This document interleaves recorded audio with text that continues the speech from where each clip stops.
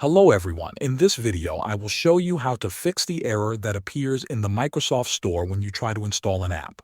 First, open the Start menu and type Services. When the Services app appears, click on it. A long list will open. Scroll down until you see Microsoft Store Install Service. Double-click on it. You will see the Startup type. Make sure it is set to Automatic. After that, click the Stop button and wait a few seconds. Then click Apply and OK.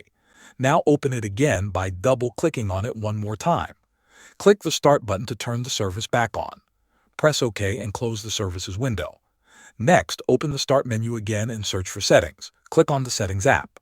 On the left side, choose Apps. Then click Installed Apps.